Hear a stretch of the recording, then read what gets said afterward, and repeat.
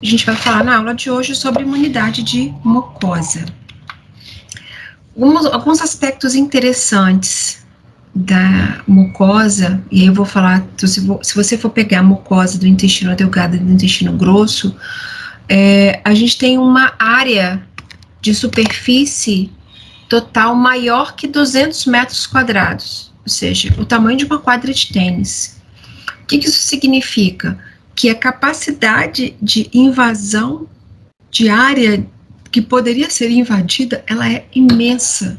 Portanto, a imunidade de mucosa, ela é extremamente importante. Hoje a gente já sabe que ela é importante não só para evitar a invasão de micro-organismos, mas para manter o controle da microbiota intestinal, que é importante para outras funções, que esse equilíbrio da imunidade de mucosa com a microbiota é importante, inclusive, para que nós tenhamos um equilibrado sistema nervoso. Você fala, oi, como assim? Todo mundo aqui já deve ter ouvido falar da ligação intestino-cérebro.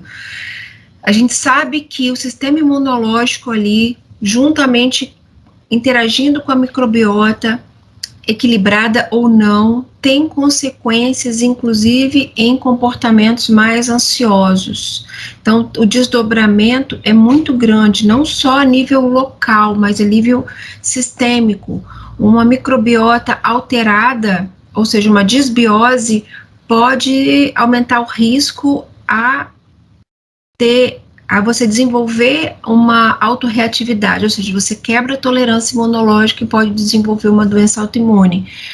Então, transcende apenas a questão local de defesa. Mas o lúmen, ele é repleto de micro-organismos porque você tem ali uma questão de micro-organismos que são ingeridos com comida. E esses micro-organismos, eles estão em crescimento contínuo. Então, assim, a gente não come uma comida estéril, não bebe água estéril, e esses micro-organismos chegam lá e tem um ambiente excelente para se multiplicar. Então, a gente precisa mantê-los em equilíbrio. Não só o número de indivíduos, ou seja, de células bacterianas, fúngicas e até de vírus, as espécies também são muito variadas. Então, nós temos lá de 500 a 1000 espécies diferentes de bactérias. Se você for olhar o número de espécies bacterianas que tem lá, você tem quase igual ao número total de células humanas. O número de indivíduos lá, de bactérias, de fungos, é enorme. Então, a gente carrega aí uma quantidade de micro-organismos muito grande. E esses micro-organismos comensais, até coloquei uma imagem aqui embaixo, eles competem. Essa competição dele é importante. Então, eu coloquei uma imagem aqui de uma bactéria lutando com outras bactérias. O que acontece é que você tem micro-organismos que vêm com a sua alimentação, com a sua água, com a água que você bebe, e existe ali uma disputa entre os nutrientes e entre espaço no local. Isso é muito bom para a gente, porque o micro-organismo que já está residindo no local, ele vai impedir e tentar impedir que o micro-organismo externo se estabeleça. E assim a gente tenta eliminar, né, o micro-organismo patogênico. Bom, os micro-organismos que existem na nossa microbiota, eles são comensais, ou seja, comensal do termo come à mesa. Então, a gente divide ali a nossa alimentação, os nossos nutrientes com eles, e por outro lado, eles são muito importantes, tanto no estímulo ao sistema imunológico, também para digestão de algumas substâncias que a gente não digere. Então, por exemplo, nós temos fibras. As fibras não são digeridas no nosso organismo, não são absorvidas. E os micro-organismos, eles fermentam, eles utilizam as fibras e produzem a partir disso substâncias que são super importantes para a integridade da mucosa. Mas eles podem ser lesivos se eles penetrarem a barreira, ou seja, se ele penetrar o epitélio, você deixa de ter um comensal, e ele, uma vez na circulação, ele começa a se tornar lesivo. Só você pensar que no sangue eu tenho um ambiente que é um meio de cultura. Tem ali vitamina, glicose, temperatura ideal, então esse micro-organismo vai se multiplicar e ele vai se estabelecer em algum lugar. E isso é mais perigoso ainda para indivíduos imunocomprometidos. Então, qualquer lesão de intestino é extremamente perigosa, porque se esse micro-organismo atravessa a barreira, seja porque eu tenho uma lesão, por exemplo, um processo de rompimento, seja porque a bactéria em si que está ali conseguiu lesar e invadir a barreira, ele entrou, penetrou a barreira epitelial, caiu na circulação, a gente pode vir a ter problemas sérios como septicemia. Bom, mas para evitar isso nós temos a evolução da imunidade intestinal. Então, de modo geral, a imunidade intestinal ela vai proteger a gente contra infecções, ao mesmo tempo que vai manter os micro-organismos ali controlados, em termos de número, em termos de impedir que eles invadam a nossa barreira. E como é que o intestino faz essa prevenção de infecção? Primeiro ponto, uma camada espessa de muco no epitélio intestinal vai manter esse micro-organismo longe do contato ali direto para impedir que ele faça uma invasão. Pelo menos a grande maioria vai ficar afastada. 2, as células dessa barreira, elas vão produzir antibióticos, ou seja, peptídeos antibióticos que vão matar esses micro-organismos no lúmen. E aí eu diminuo a probabilidade deles entrarem no epitélio. Então, eu mantenho longe. 2, eu elimino, eu libero ali substâncias microbicidas. E 3, eu produzo uma IgA própria para suportar as alterações de pH, enzimas do ambiente intestinal. Essa IgA vai, então, para o lume intestinal, ela é transportada para o lume e lá ela vai neutralizar. O que é neutralizar nesse sentido aqui? A IgA vai se ligar na bactéria, impedindo que a bactéria se fixe, que ela faça uma adesão ao epitélio. Então, eu bloqueio a ligação dela ao epitélio.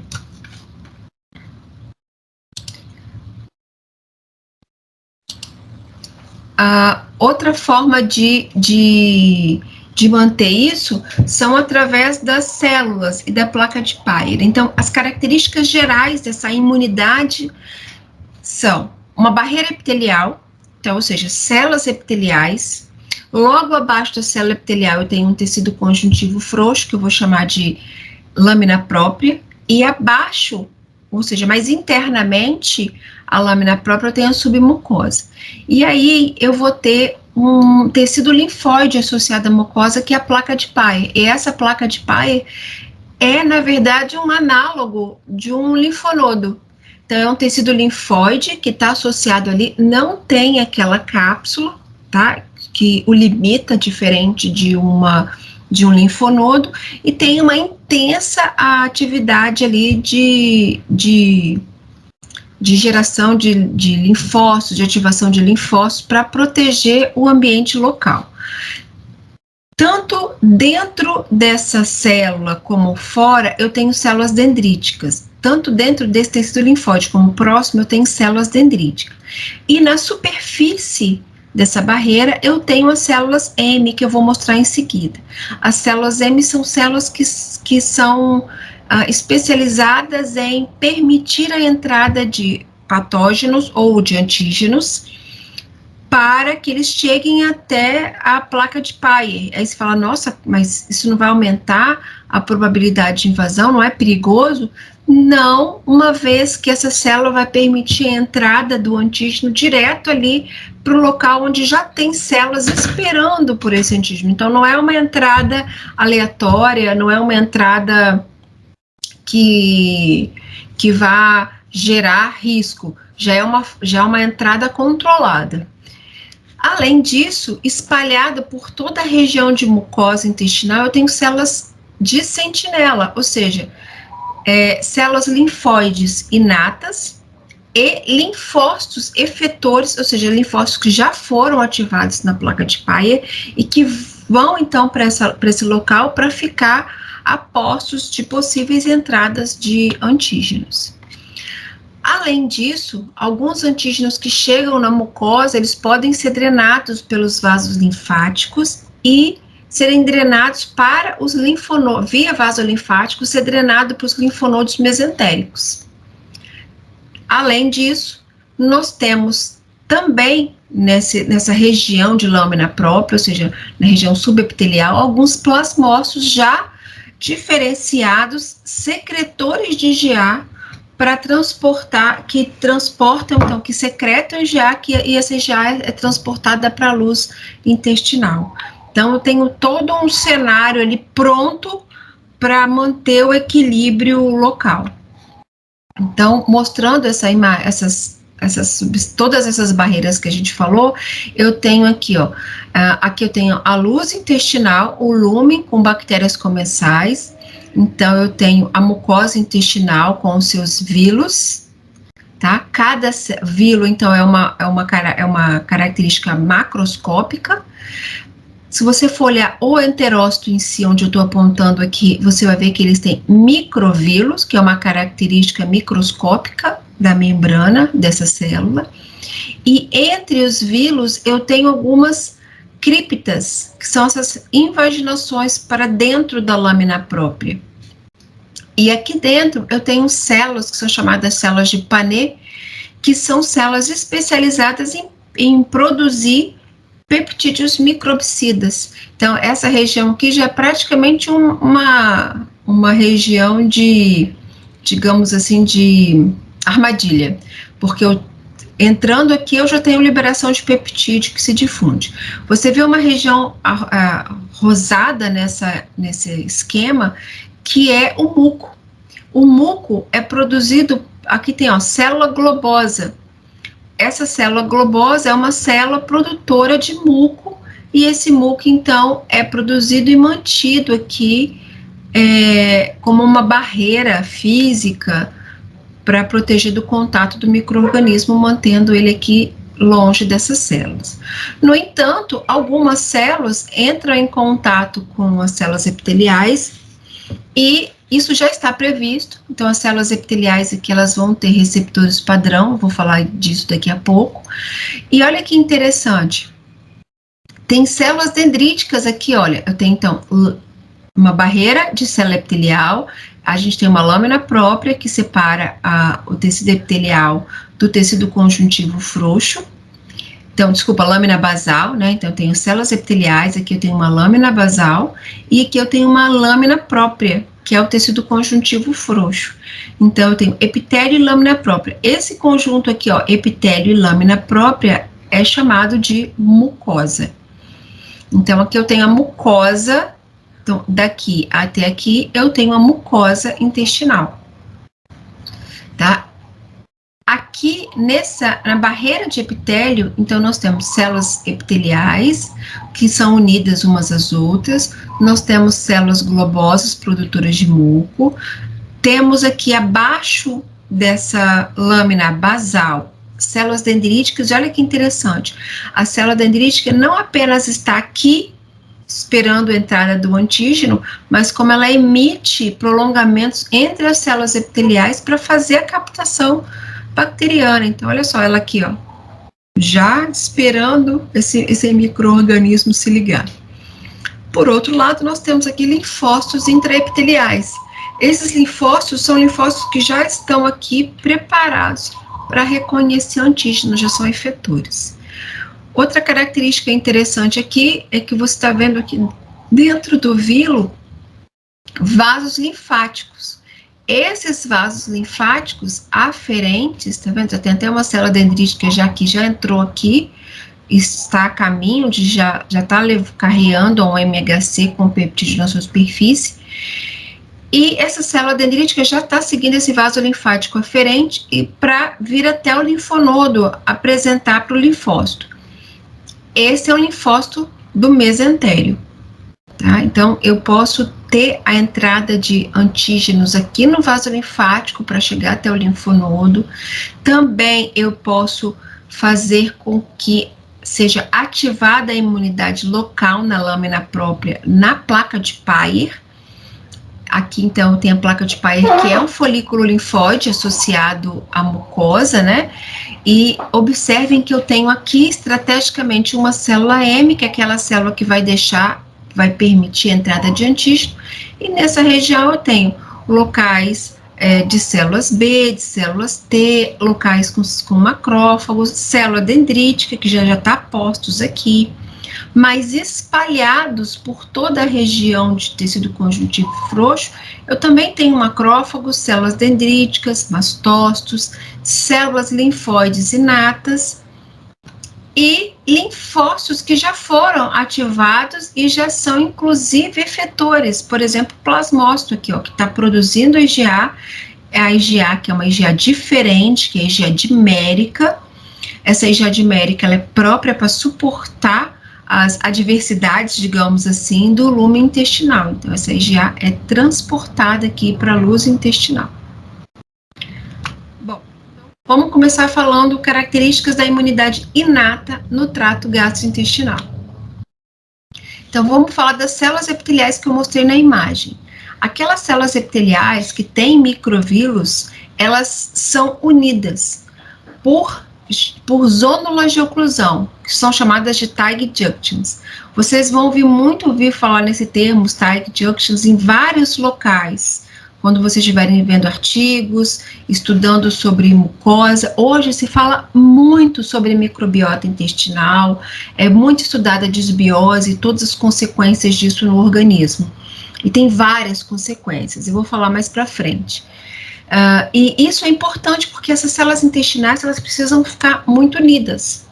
Elas precisam manter uma unidade de barreira, sabe? Já ouviram aquele meme, ninguém solta a mão, ninguém solta a mão de ninguém? É mais ou menos isso. Essas células epiteliais intestinais, elas têm que ser muito unidas umas às outras para impedir que entre uma e outra um micro-organismo possa entrar. E mesmo assim, alguns deles conseguem vazar esse bloqueio. Então, essas tight junctions são muito importantes. Para vocês terem uma ideia, se você tem uma microbiota intestinal em equilíbrio, adequada, você vai ter essa microbiota, por exemplo, utilizando fibras da sua alimentação, e essa fibra, quando ela é fermentada, produzem substâncias que fortalecem essas zônulas de oclusão. Daí a importância de você ter uma alimentação adequada para que você tenha uma microbiota adequada e mais ainda para que você tenha uma barreira intestinal sadia. No fundo daquela cripta, como eu mostrei na imagem anterior, a gente tem as células de Paneth que produzem substâncias bactericidas como as beta-defensinas. As beta-defensinas. E a célula epitelial intestinal, como a gente viu, ela é mantida separada ali por uma área de muco, ela é mantida separada, digamos assim, protegida da maioria dos micro-organismos, mas muitos deles conseguem se ligar nessas células epiteliais. E ela já está preparada para isso. Como? Essa célula epitelial, semelhante às células, a macrófagos, por exemplo, elas têm receptores PRRs, lembra? Receptores de reconhecimento padrão, como Toll-like, Nod. E qual a consequência dela ter Toll-like e Nod? É que se ela consegue se ligar através do seu Toll-like, ou se o micro-organismo invade ela, invade o seu citoplasma e se liga a um Nod dentro do citoplasma, essa célula é capaz de ativar a produção de citocinas. Olha a consequência, vamos falar um pouco da consequência disso a nível sistêmico. Se você tem uma microbiota intestinal alterada, se você tem uma disbiose, você tem muitos micro-organismos ali ativando esses esses toll-likes, esses receptores padrões dessas células intestinais, e essas células vão disparar a produção de citocinas inflamatórias. Se eu tenho processo inflamatório no corpo, lembra, vocês tiveram aula de tolerância imunológica. Processo inflamatório aumenta moléculas de coestimulação. Então, eu posso acabar estimulando linfócitos T autorreativos que estavam apenas esperando processos inflamatórios para serem ativados. Então, a manutenção de uma microbiota adequada, de tanto a microbiota quanto o número de micro-organismos ali, é essencial para a manutenção da tolerância. Entre essas células epiteliais intestinais, como eu já mostrei a vocês, nós temos uma célula epitelial diferenciada, que é a célula M, que vai permitir a entrada de micro-organismos direto ali para o tecido linfóide associado à mucosa. Também temos as células caliciformes, que no desenho vocês viram como células globosas. Essa célula caliciforme, ela vai produzir a mucina, que é o muco. Esse muco tem, no geral, duas camadas, uma mais externa e uma mais interna. A mais externa, ela é menos densa e ela é colonizada, as bactérias conseguem chegar ali. Mas a camada mais interna, que está em contato direto com a célula epitelial, ela é mais densa, ela é mais presa, portanto, ao esse epitélio e livre de bactérias. Então, é uma forma de manter uma barreira física ali de isolamento da maioria delas. Mas, como vocês viram, algumas delas podem acabar passando por isso, passando por ela, por essa camada. Então, vamos falar desses toll-likes. Qual a consequência desses toll-likes? Bom, no geral, como a célula epitelial, a gente está falando aqui de praticamente de uma estratégia de guerra. A célula epitelial intestinal, ela está no ambiente com muito micro-organismo. Então, ela sabe que a qualquer momento, uma dessas bactérias vai se ligar aos seus receptores de reconhecimento padrão. Se isso acontecer, o que isso vai sinalizar para elas? Motilidade. Isso vai aumentar a motilidade do intestino. Vamos pensar qual a intenção para aumentar a motilidade?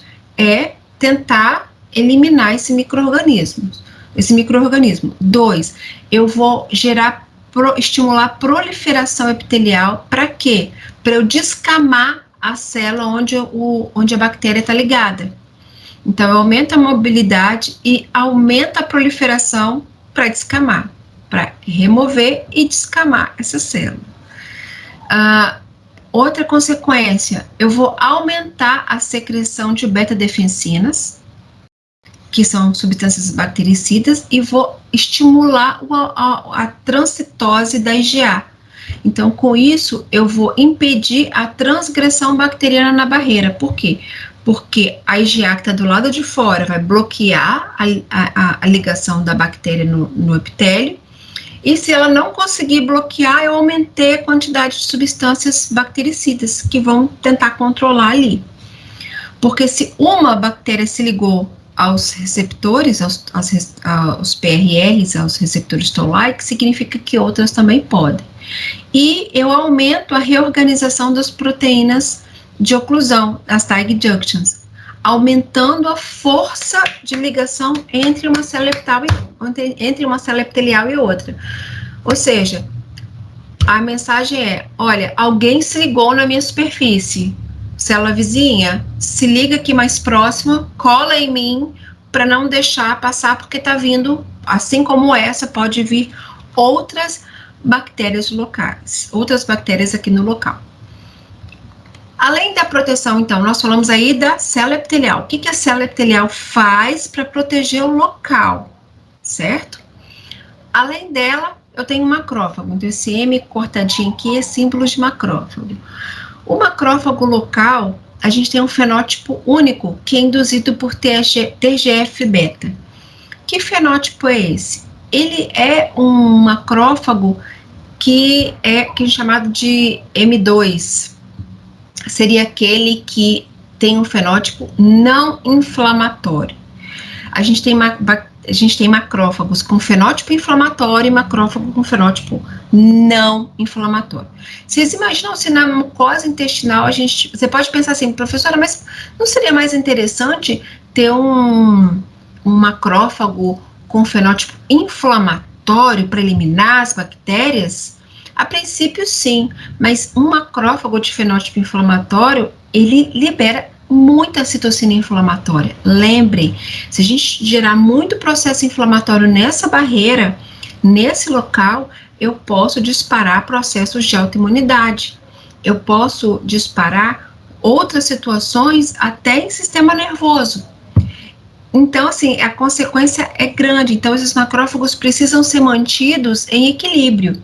Como? Eles são mantidos através de TGF-beta. Um dos principais produtores de TGF-beta, vocês já viram na aula de tolerância, são os linfócitos T reguladores. E é bom que vocês mantenham isso em mente.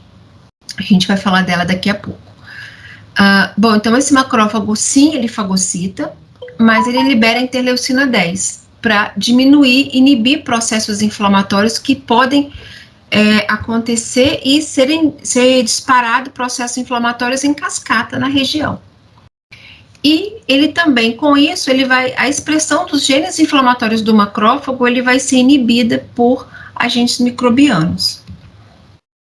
Outra célula da imunidade inata muito importante é a ILC3, a célula linfóide inata 3. Ela, digamos assim, é a prima da T helper 17, lembra? É uma prima, só que da imunidade inata. Então, quando as células epiteliais começam a produzir citocinas, ou seja, as células epiteliais se ligaram a bactérias e começaram a produzir alarminas, eu vou chamar aí a alarmina de interleucina 1, interleucina 23, essas alarminas vão acabar acordando essa célula linfóide 3, essa ILC3.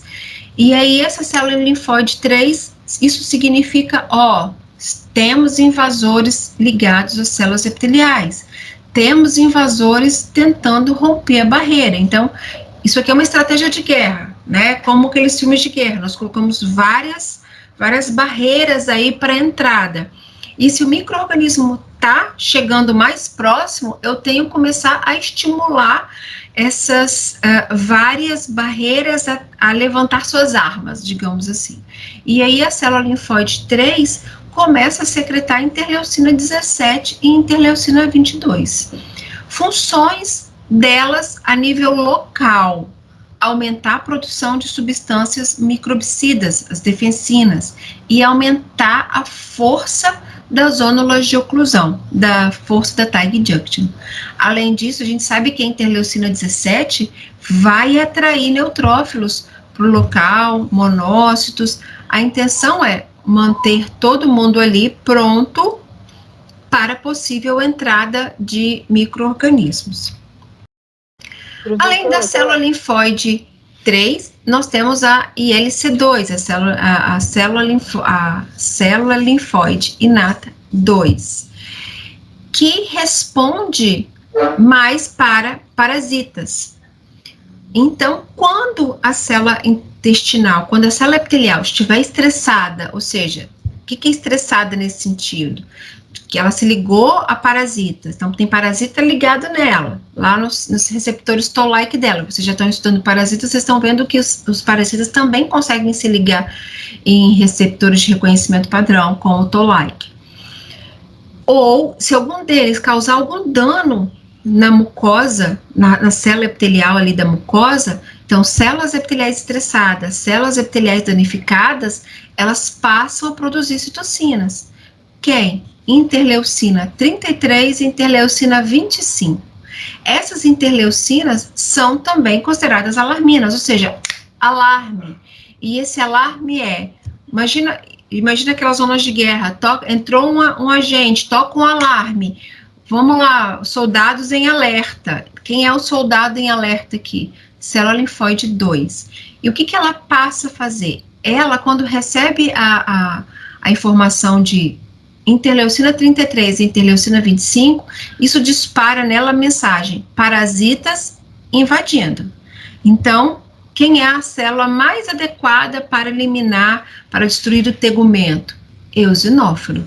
Então, eu preciso aumentar a produção de muco para impedir que novos parasitas se liguem, e eu preciso produzir interleucina 5 para ativar os eosinófilos locais e até atraí-los.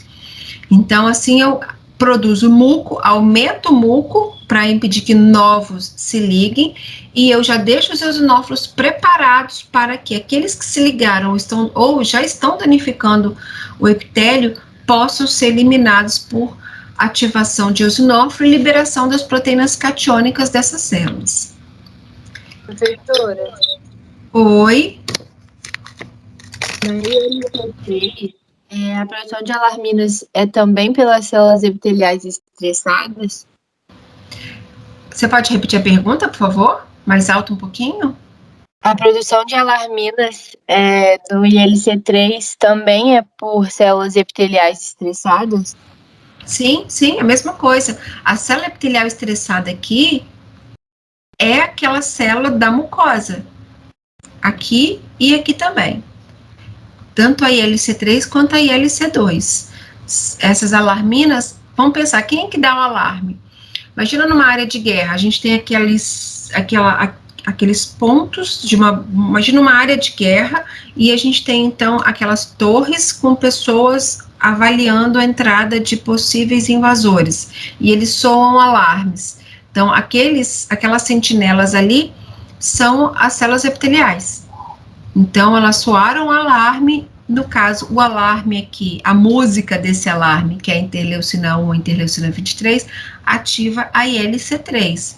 A música desse alarme aqui é a 33 e a 25, e essa música, digamos assim, esse som desse alarme específico ativa a ILC2.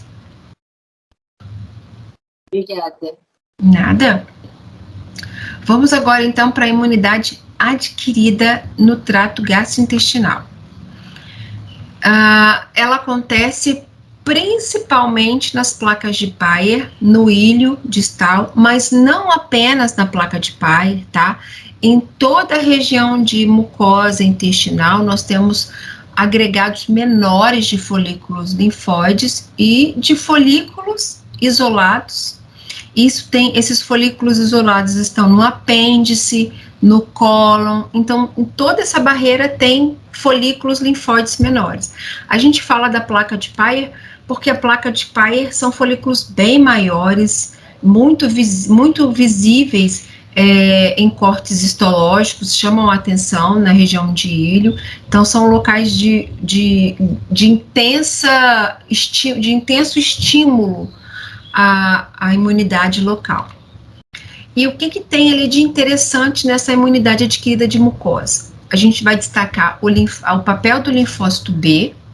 Por quê? Porque ele vai se diferenciar num plasmócito secretor de uma IgA diferente, de uma IgA dimérica, e isso só pode ser garantido através das citocinas locais.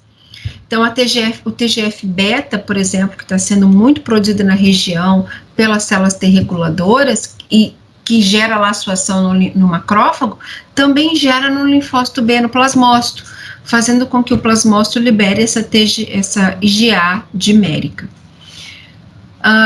Papel também muito importante é T helper 17, que é o mais numeroso. Por quê? Porque ele vai ter uma informação muito importante, tanto para resposta imune a bactérias, como resposta imune a fungos.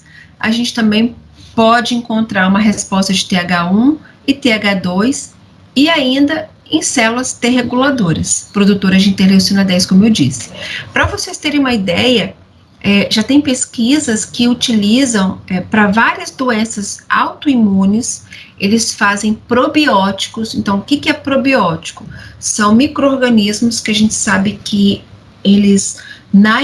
quando eles conseguem se estabelecer na microbiota intestinal, são benéficos, e aí eles, então, fazem essa administração de probiótico nos pacientes e depois de um tempo de mais ou menos 3 a 6 meses de uso desses probióticos, eles medem nos pacientes, em pacientes com doenças autoimunes, T helper 17 e medem célula T reguladora. O que eles percebem? A maior parte das pessoas que não usa probiótico, né, no grupo controle, que usou placebo, eles têm um número de célula T reguladora menor, ou seja, tem mais T helper 17. Agora, quem tem a doença autoimune e passa a ingerir esse probiótico, ele passa a aumentar a célula T reguladora. Portanto, célula T reguladora, lembra, libera a interleucina 10, que é anti-inflamatório. E aí, a resposta mais controlada dessa imunidade local melhora a doença autoimune. Olha que interessante, o uso de probiótico, melhorando o equilíbrio da mucosa intestinal, aumenta a célula T reguladora, diminuindo a agressividade dessa doença autoimune e até, quiçá, prevenindo o surgimento de outras. A gente sabe que uma pessoa que tem uma doença autoimune, a gente já sabe que ela tem gatilho para o desenvolvimento de outras doenças autoimunes. Então, o uso de probiótico tem sido muito estudado na prevenção. Por outro lado, a gente fala que desbiose intestinal vai desregular esse T regulador com T helper 17. Entenderam? Então, ter uma quantidade de T regulador no intestino, na mucosa intestinal, é muito importante para a saúde da resposta imunológica. Um dos principais mecanismos para controlar as reações inflamatórias no intestino é a ativação das células T reguladoras. Então, finalizando esse raciocínio aí. Então, aqui eu tenho um esquema do ABAS mostrando o uso de vitamina A, estimulando a célula, ativando a célula dendrítica, ativando no sentido de deixando ela mais capaz de apresentar, tá? E com isso de estimular linfócitos T. E ela, então, consegue ativar melhor esses linfócitos T e B. Lembrando que, só para não gerar confusão, aqui tem célula B e T neve. A célula dendrítica, ela não apresenta para o B de bola, tá? Com o MHC, ela só carreia na sua superfície os micro-organismos para facilitar o reconhecimento pelos BCRs, pelos receptores das células B. Mas para o T, ela realmente apresenta. Ou seja, se ela consegue fazer isso de forma mais eficiente, eu consigo ativar linfócitos T e linfócitos B, e esses linfócitos T e B, no local aqui da mucosa, vão conseguir, então, gerar uma boa resposta. A gente sabe, inclusive, que o uso de vitamina A aumenta, equilibra essa resposta imunológica e aumenta o número de células T reguladoras, equilibra melhor. Isso também tem sido muito estudado para doenças autoimunes. Por quê? O uso de vitamina A aumentando célula T reguladora. Aí você pensa, opa, então vou chegar hoje e vou começar a comprar vitamina A. Cuidado, vitamina A é lipossolúvel, ela acumula. Assim como o uso indiscriminado de vitamina D é perigoso, A também é. Por isso, é preciso que você consulte o seu nutricionista, para que você veja se você tem realmente necessidade e avalie a sua necessidade individual de vitamina A ou não. E aí a gente fala aí da placa de Peyer, como é que funciona lá dentro a placa de Peyer. Como eu falei, a placa de Peyer são aglomerados de nódulos linfóides, não tem cápsula, então por isso ele é um tecido linfóide, não é um órgão linfóide. E aí eu vou gerar muitos plasmócitos secretores de IgA para as mucosas. Então aqui eu tenho um corte histológico na mucosa mostrando os vilos, e aqui eu tenho um desenho esquemático só para comparar. Então eu tenho as células intestinais e aqui abaixo na lâmina própria eu tenho alguns folículos, e na submucosa a gente já tem aqui a placa de Peyer. um outro desenho mostrando aqui a célula M, o muco, mantendo a maior parte das bactérias separadas do epitélio, mas a célula M, como eu falei, quando a bactéria chega mais perto, né, o micro-organismo chega mais perto, ela permite a passagem desse micro-organismo, mas, como eu falei, isso é regulado, isso é controlado, então eu tenho células aqui, apresentadoras de antígeno, prontas para captar. É, como eu falei, praticamente uma armadilha. E aí, voltando a esse esquema, mostrando a célula dendrítica aqui pronta para receber os micro-organismos que penetram nessa região para ativar a placa de Peyer que está aqui embaixo. Então, vamos ver com mais detalhes. Então, eu tenho um antígeno na luz intestinal, eu tenho a célula M permitindo a passagem desse antígeno, a célula dendrítica, ela capta esse antígeno, apresenta para o linfócito TCD4, NAVE. O linfócito TCD4, ele vai se diferenciar, vai ser ativado, né? Vai ser ativado, vai se diferenciar, vai proliferar, e ele vai ativar o linfócito B. Lembrando que, ó, o antígeno aqui, o linfócito B reconhece, tem que ser um linfócito, tem que ser um antígeno timo dependente, ou seja, proteico, portanto. Então, ele é reconhecido no BCR do linfócito B. O linfócito B endocita, processa, apresenta no MHC, que aqui no desenho está de verdinho.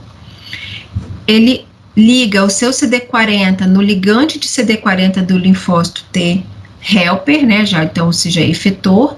Isso dispara uma ativação no linfócito B e ele continua recebendo citocinas tanto do linfócito T, e aí eu vou acrescentar aqui citocinas, tem um kit básico para ele diferenciar, que é a interleucina 2, 4, 5, 6, mas além disso ele continua recebendo TGF-beta da célula dendrítica. Lembra que TGF-beta está sendo produzido nessa região também por células T reguladoras, e aí esse linfócito, esse plasmoblasto ou plasmócito, ele vai secretar IgA dimérica. Então, esse plasmócito, ele pode cair na corrente sanguínea, e outros da corrente sanguínea também podem vir para cá, tá? Então, os produzidos no local podem sair dessa região e outros podem vir para cá, para a região, e secretar, então, o anticorpo aqui, que é a IgA dimérica. Essa IgA, não adianta ter ela aqui, eu preciso ter ela aqui. Olha só o que ela está fazendo aqui na luz, ela está se ligando ao antígeno, bloqueando a sua ligação e, portanto, invasão no enterócito ou célula epitelial. Como é que essa IgA dimérica ultrapassa a região? O plasmócito, então, ele produz 2 monômeros de IgA unidos por um peptídeo que a gente chama de cadeia J. Então, eu tenho um monômero, outro monômero unido pela cadeia J, então eu tenho uma IgA dimérica. Então, essa IgA é diferente da IgA que existe lá no sangue, que é a IgA monomérica. Essa IgA tem esse formato porque ela precisa ser mais resistente, mais adequada, com mais pontos de ligação aos antígenos do lumen intestinal. E eu tenho nesse local aqui um receptor de poli-Ig. Então, a célula, o enterócito ou célula epitelial, ela tem esse receptor aqui, que parece esse colarzinho de pérola, que é o receptor de poli-Ig. Aqui, então, a IgA se liga a esse colar de pérolas, ou seja, esse receptor poli-Ig, e todo esse conjunto é endocitado e transportado. Então, eu vou chamar de transcitose, um transporte através da célula. Então, essa transcitose permite, então, que na luz intestinal, nesse polo do enterócito, a IgA seja secretada com parte do receptor. Então, a gente chama de componente secretor. Isso deixa a IgA muito mais estável. As alterações de pH, as ações enzimáticas que existem no intestino. E aí, essa IgA vai conseguir se ligar. Então, eu fiz um pequeno esqueminha aqui para vocês. Então, olha só, eu tenho uma bactéria aqui na luz intestinal, só para localizar vocês, eu tenho aqui a barreira epitelial, que são os enterócitos, eu tenho aqui o tecido conjuntivo frouxo, que é a lâmina própria, aqui eu tenho na submucosa um tecido conjuntivo mais denso. Aqui eu tenho a célula M. A bactéria, então, está na luz intestinal e ela passa através da célula M. Então, ela conseguiu chegar aqui na região de lâmina própria. A célula dendrítica e macrófagos, né? Macrófagos vão fagocitar e a dendrítica vai captar para apresentar para os linfócitos T. Os linfócitos T se diferenciam e aí eles se diferenciam em células efetoras.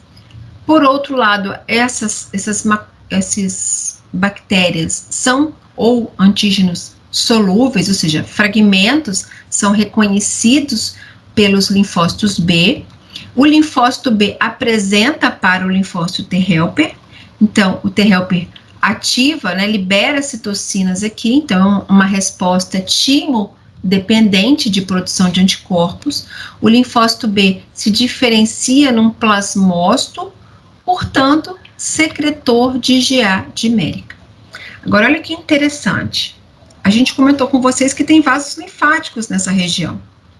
Então, esses plasmócitos produzem IgA que, sofrem transcitose, como eu comentei para vocês, e chegam na luz intestinal, e também esses plasmócitos caem nos vasos linfáticos aferentes. Para quê? Vamos pensar para quê? Quando ele vai para o vaso linfático, ele vai para a glândula salivar e glândulas mamárias. Você fala, poxa, Cristine, mas para quê? Vamos pensar. Você vai no local, e você vai no local, no restaurante, e você entra em contato com o antígeno. Esse antígeno chegou no seu intestino e disparou toda essa resposta. O que o seu sistema imunológico está preparado? Para o seguinte, bom, se você ingeriu esse alimento uma vez, esse antígeno uma vez, você pode fazer isso novamente, certo? E onde vai ser o primeiro local que esse antígeno vai passar? A boca.